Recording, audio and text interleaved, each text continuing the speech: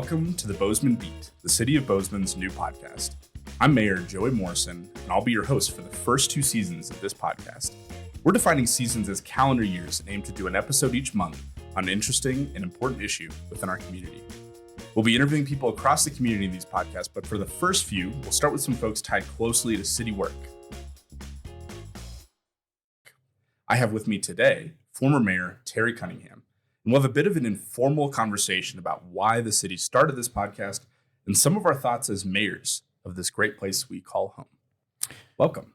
Well, I appreciate you inviting me here this morning. Last night was our official changeover, and I was really delighted to see the gavel pass to you. So congratulations on becoming our mayor. And I'm just wondering, I know that you are interested in a variety of formats of how do we get information out to the public.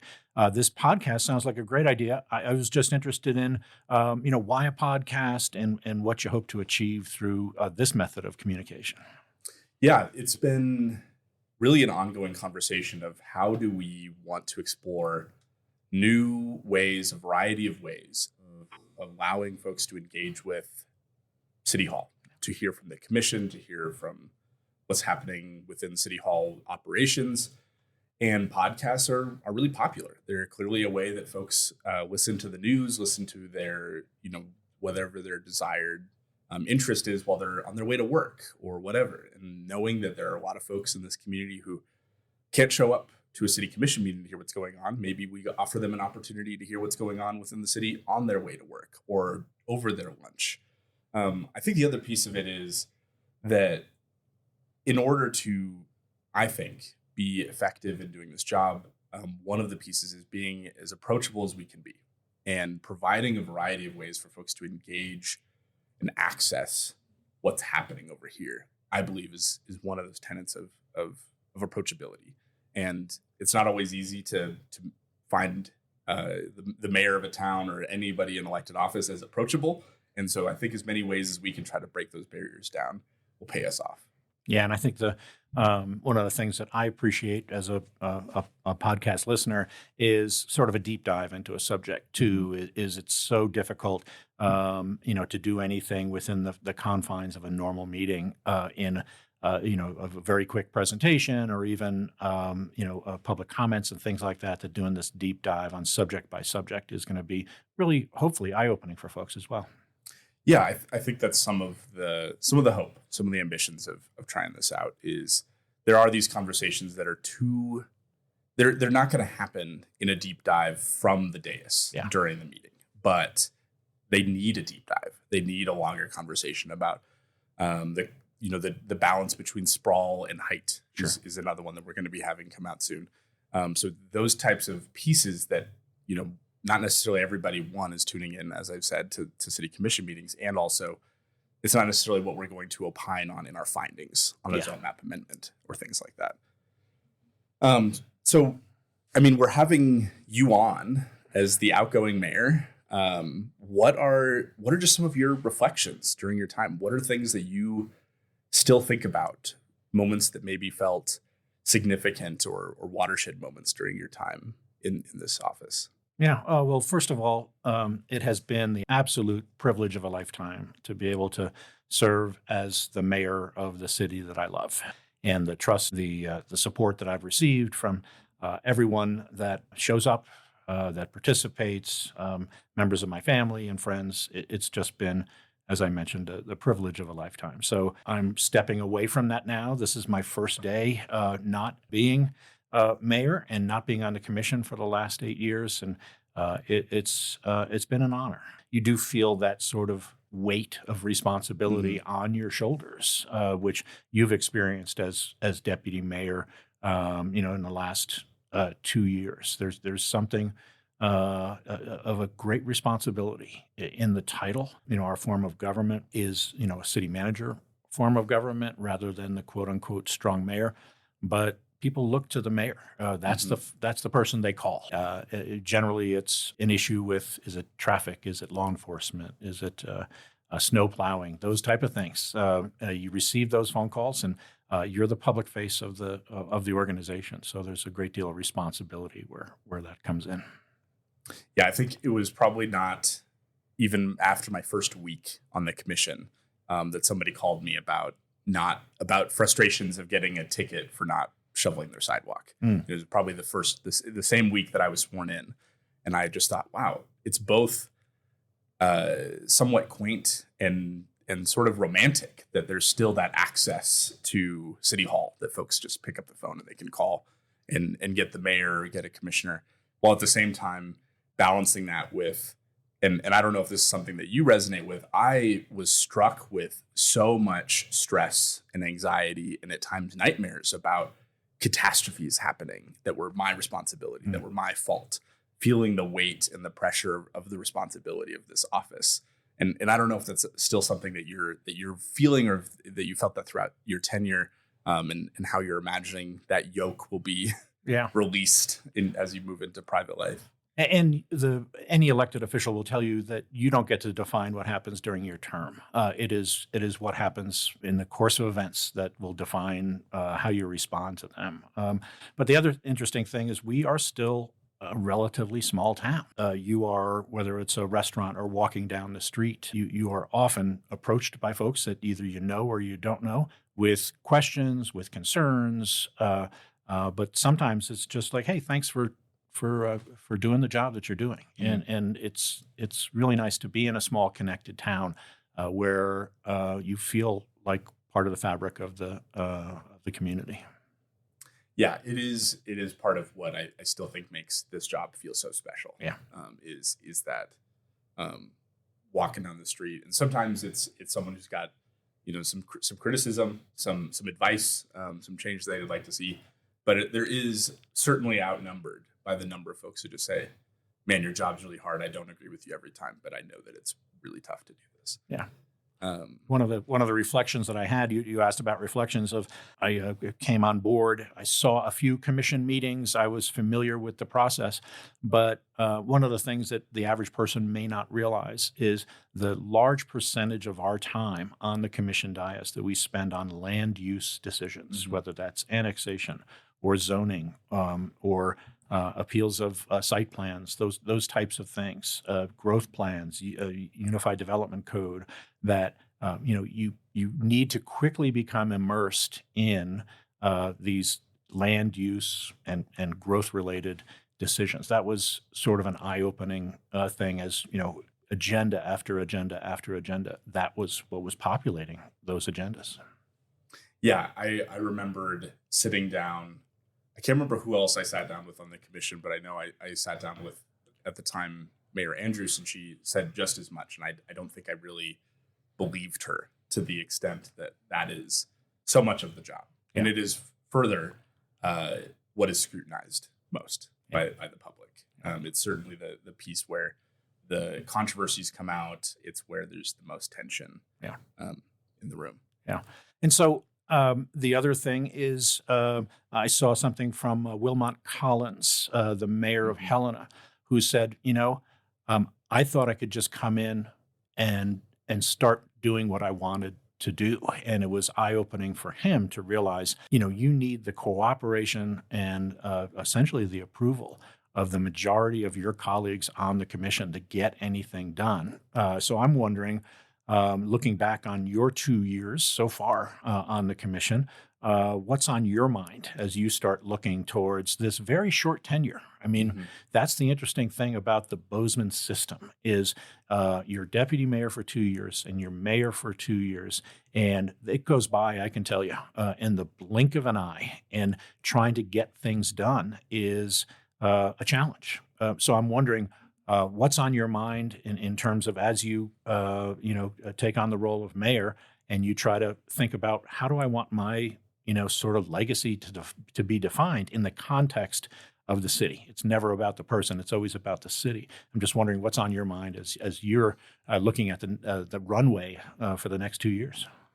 Yeah, this is certainly what I stew about the most. Yeah. It is the balance of, there are things that I ran on that I believe I want to get done that might be in conflict with another one of my colleagues, might be in conflict with what we have the capacity to do as an organization, while also feeling the balance of serving as effectively, the first among peers of the commission. The mayor doesn't come with any special authority, special powers.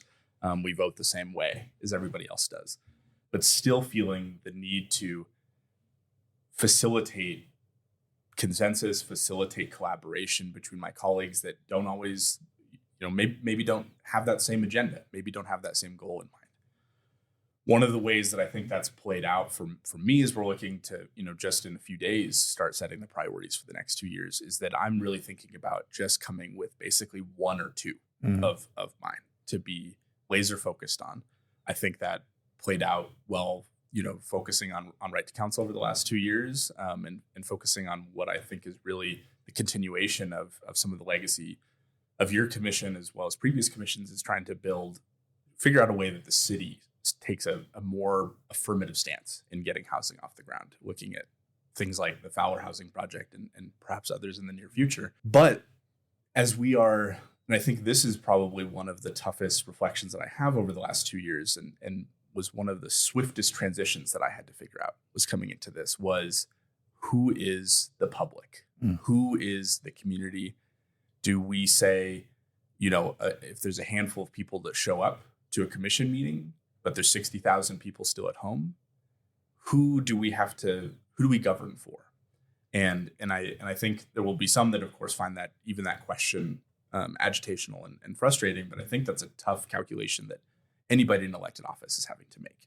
Is yes, politics is not a spectator sport, and people need to participate, and people need to vote, and people need to show up. But sort of the quintessential question of, if there's everybody in the room is telling you to do something is demonstrably wrong, do you do that thing simply because the people that showed up in the room are telling you to do it? And I know that plays out differently for each of my colleagues on the commission. That resonates differently for each of them. And so that question, I think, is going to be really a test for the cohesion and what this commission wants to focus on over the next 2 years. Yeah, it's interesting. Every person on the commission has been elected, and they connected with the voters, and they made some promises. And so the natural inclination is to say, I want to deliver on those promises, and I'm going to show up with some priorities that are uniquely mine, and I have to find 2 other commissioners who will make them uniquely theirs. And so there's that portion of it. But there's also a city that needs to operate every single day and plow the streets, respond to medical emergencies, all the things that a city has to do, and layering those priorities on top of all of the other work of the city is interesting. And one of the things that we struggle with is how many priorities can staff actually handle and deliver on in a meaningful way. And I think one of the things that you are recognizing, Joey, is inundating the staff with a ton of priorities could result in distraction and getting none of them done. And I think you have expressed to me privately, let's do a few things well. And I wanted to sort of drill down a little bit on that and see what that looks like. Yeah, as we are looking to set our priorities, just next week, there is really been a consideration of, do we want to, sort of have a shotgun spread of priorities that look really good on paper. And then when we look back 2 years from now, we get to say, whoops, we basically got none of these done. Right. And I think there's some, and of course, there's still some of these that are going to be holdovers from the priorities we set as a commission 2 years ago that we're now still having to think, man, we want to get these done. We're looking at Bozeman Creek resiliency. We're looking at still, the implementation of the right to counsel program. We're still, having conversations about the UDC, and there will be, of course, tweaks over the coming months. And with those in mind, it becomes even narrower of what we can meaningfully put on the plate of staff and of the commission. I do think one of the pieces that I've tried to stress to each of my colleagues is, we need to be thinking about what are the priorities that us setting it as a priority means something. Setting a priority like we want to, really do a good job with sanitation. Well, staff already are doing that. Yeah. us setting that as our priority doesn't necessarily enhance the feasibility of that. But what are the things that we need to broadcast that says this is the priority of the commission? When people look to City Hall and they ask, what's City Hall doing? They have a quick answer. This is what they're doing. Yeah. And that's why I think us narrowing is both practical and ceremonial. Yeah. One of the things that I sort of campaigned on when I was running was collaboration among partners on regional issues, recognizing that whether it's housing or it's growth or it's homelessness, those types of things, that those are regional issues rather than just city issues. And as I sort of leave, one of the things I'm relatively proud of is the fact that we have really good working relationship with Gallatin County, with the city of Belgrade, having the first meeting that we may have had in our history with the city of Belgrade, with Montana State University, with the school district, with the various nonprofits that operate as our safety nets. And we see us working in collaboration on things like the Regional Housing Coalition, the Gallatin Behavioral Health Initiatives. And I'm wondering, this groundwork I think has been laid that we do have operating partners who are willing to tackle big issues and infrastructure issues. And I'm wondering, from your perspective, what are the fruits of those collaborations? Where do you see the opportunities for us to work with partners in our community on regional issues? I think the deepening of those relationships is one of the planks of your tenure that will reverberate most abundantly as we're looking to the next commission.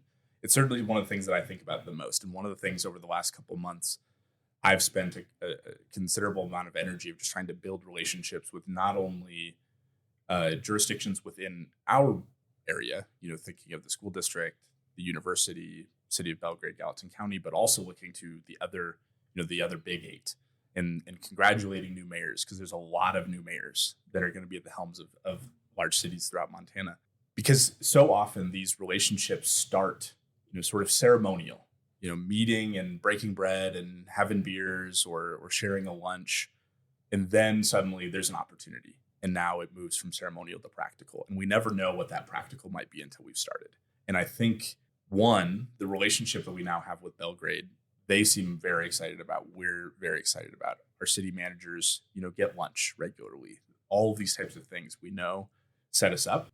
But as we're looking to, the next legislative session, when we're looking to statewide initiatives or referendum that we think the public, that groups are going to bring forward or that the cities might have an interest in, we know that there is much more that unites all of the cities in Montana, big and small, and making sure that we're proceeding in a collaborative way with all these other cities is certainly going to be a priority of mine.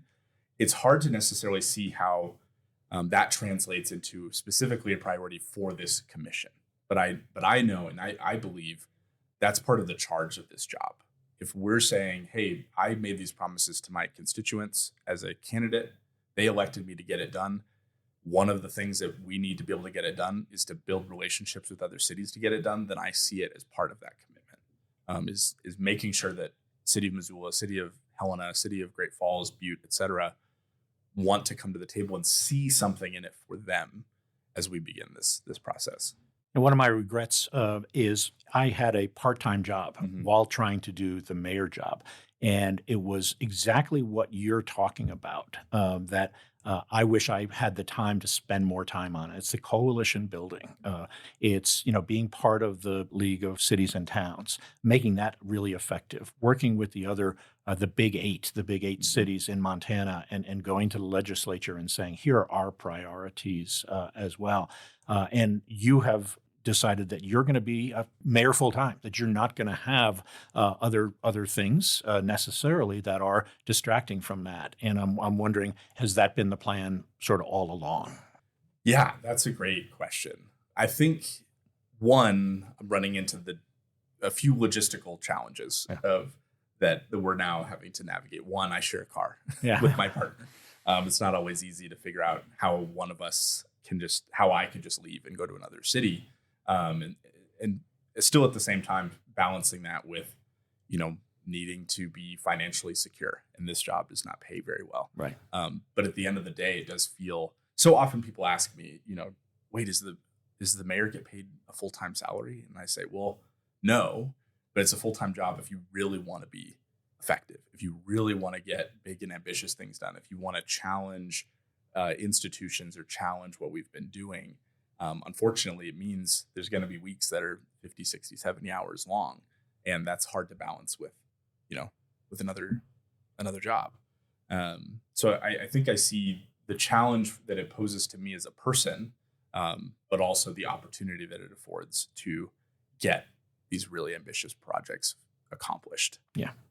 One of the things that people say, what are the things that you really relied on? Where did you dig in as a mayor? And I would say probably three areas. One is housing, that we are and continue to be in terms of a shortfall in housing production, and specifically in those areas of affordable housing. So being able to work with the commission and staff to get truly affordable, long-term, deed-restricted housing out of the ground has been a priority of mine. And we're seeing, nearly 1,000 of those either constructed over the last 8 years or redone over the last 8 years, preserved over the last 8 years, or in the pipeline for the future. And so that's one of the things that was a priority for me.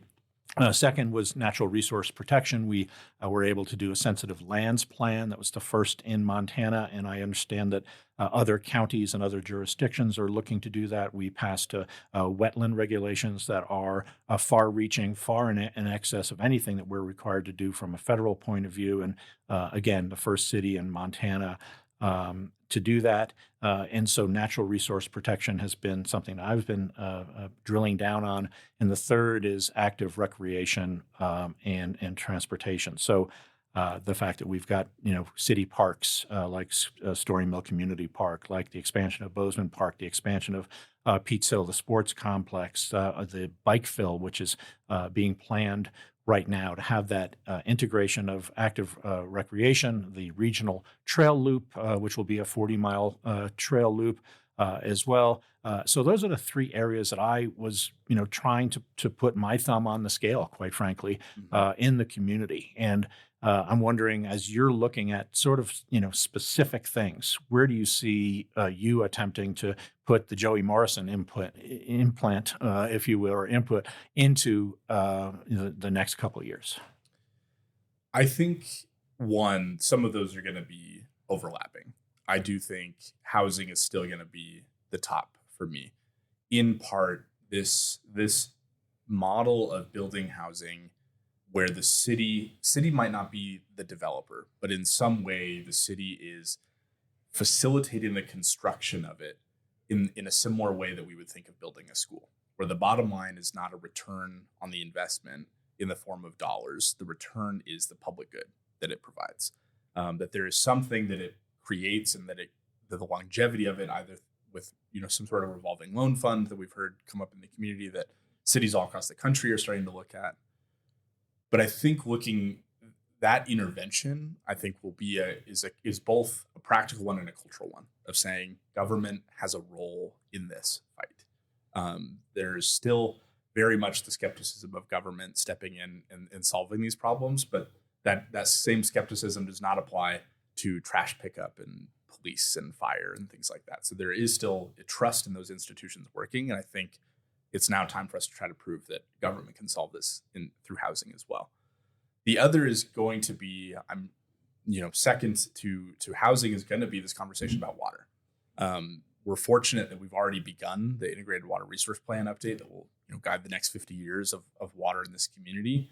But it's clear from a ballot initiative last year, water is still going to remain a serious conversation for virtually every city in the Rocky Mountain West, and we're no exception.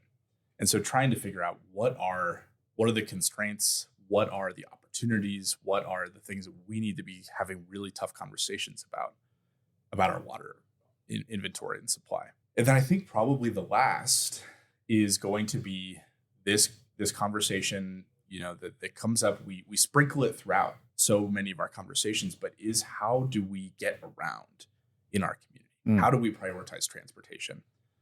We are in this odd limbo of being neither a city so rural, a community so rural that everybody needs a car. And if you don't have a car, you literally cannot get anything done.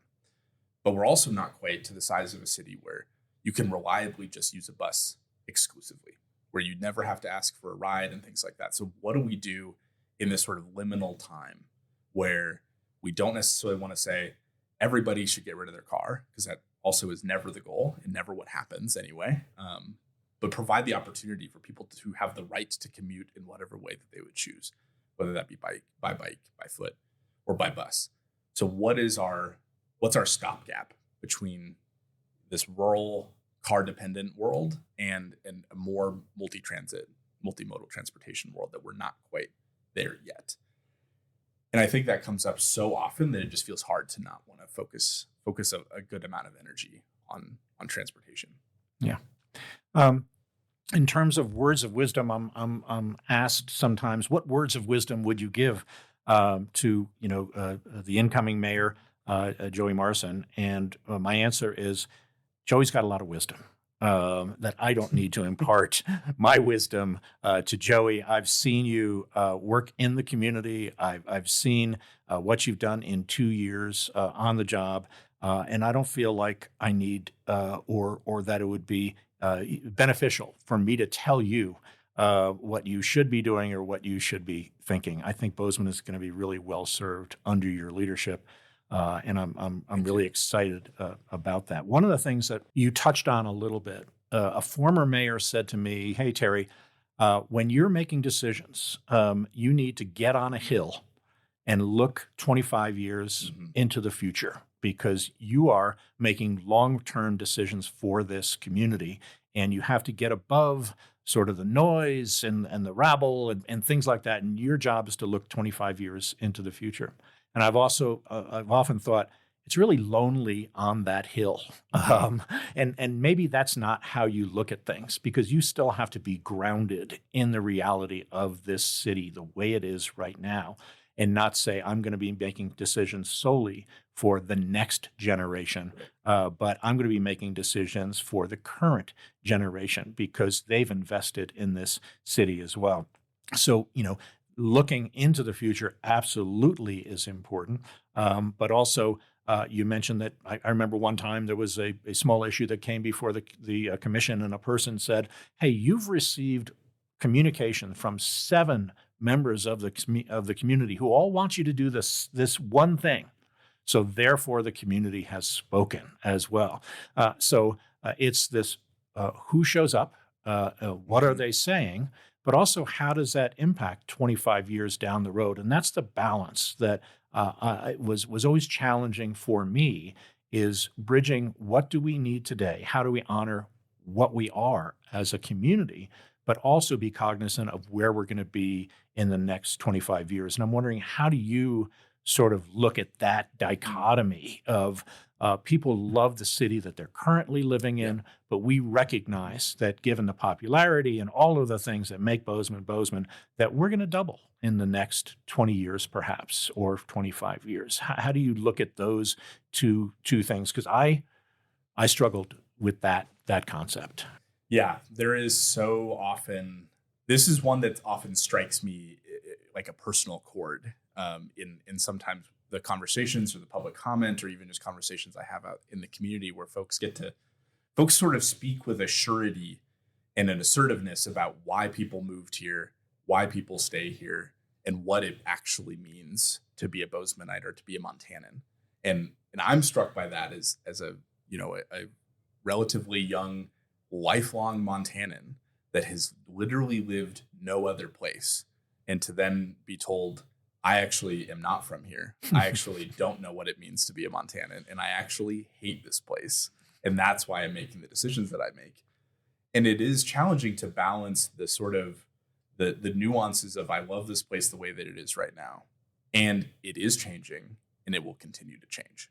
It is the quintessential challenge of growing communities, is that we can't just think about who's here right now. We would actually be doing a bad job if we were only thinking about the static community that we're in right now, rather than a dynamic one that will grow, that will be larger, that will have more people in it at some point. And so that scrutiny, that sort of tension of, well, you're prioritizing people that don't even live here yet. And I often say I would be doing a bad job. I'd be doing a disservice to you if they weren't on my mind, the hypothetical people that will move here someday. However, I do think that one of the challenges that I think this commission has, that our commission had, is how do we decide our sense of place? How do we determine as a community what it means to be Bozeman rather than Butte or Billings or Missoula, or frankly, any other city in the Rocky Mountain West that often do still feel distinct from one another. Boise, Idaho feels very different than Salt Lake City, Utah. And there was choices that made those places feel distinct, and they don't feel sterile. They feel deeply cultured. They feel very vibrant, but are much larger, much more populated than us. And I think there's often this feeling that if we go that direction, if we go towards, 90 foot tall buildings, as an example that we're hearing right now, that it means Bozeman has died. Instead of thinking, okay, every city in America, as they grow, there's a reason why they grow upward. How do we do it in a way that feels like us? How do we determine where we're going in a way that feels distinct to Bozeman, Montana, rather than this sort of continuous resistance to change, resistance to the current status quo, resistant to something that is holding all of us back, moving anywhere? And I think that is still feels like a central charge that we will really have to agonize over the next couple of years. Yeah, no doubt. So, one of the things people ask me is, where do you see yourself fitting into this picture after you're done? And the answer is, I see myself having served 8 years and really excited about, turning over the gavel, which happened last night, to you, to a new commission, because I think we all serve. We serve the city, and then it's time to move on. I don't have lingering regrets. I see great opportunity. I am confident about the leadership that you're bringing to the table, and I'm confident that this city is a city that is deeply concerned about their future and willing to have those tough conversations. And those are not easy conversations, but I am optimistic about the city. I have enjoyed my time getting to know you. We were strangers a couple years ago, and I have tremendous respect for what you have accomplished, and great hope for what you will accomplish as mayor of this city. So I'm indebted that you're willing to take on the challenge.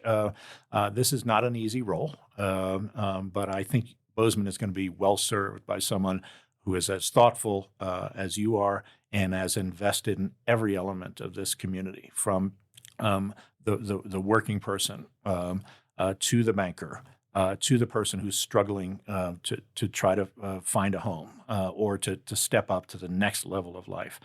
You've had those experiences. You've held the hands of people in need. And you also recognize that this community continues to evolve. So I'm excited about where this commission is headed, and I'm excited about sort of sitting back and watching where you're going to take this community in the future. Thank you for all of those kind words, and I'm really hoping that we will get to continue some of the momentum that we are afforded by your tenure on the commission, and getting to carry some of that energy into these big challenges that we're going to have. And thank you again for joining us today on this episode. This was a really great conversation. I'm really grateful that you made the time, despite technically, having no commitment to the city anymore, and still showing up the day after your passing of the gavel. It's been a pleasure. I promise not to be the piece of gum on the bottom of your shoe or the bad penny you can't get rid of. I'm excited about a new chapter in my life, and I'm also excited about a new chapter in Bozeman's life. Thanks for listening to the Bozeman Beat. If you enjoy listening to this show, please help us out by sharing this episode with a friend or rating and reviewing our show on whichever podcast app you use. If you have feedback, questions, or suggestion for a future topic you'd like to hear us discuss, please email us at podcast@bozemanmt.gov. That's podcast@bozemanmt, as in Montana.gov. Hope to see you in the next episode.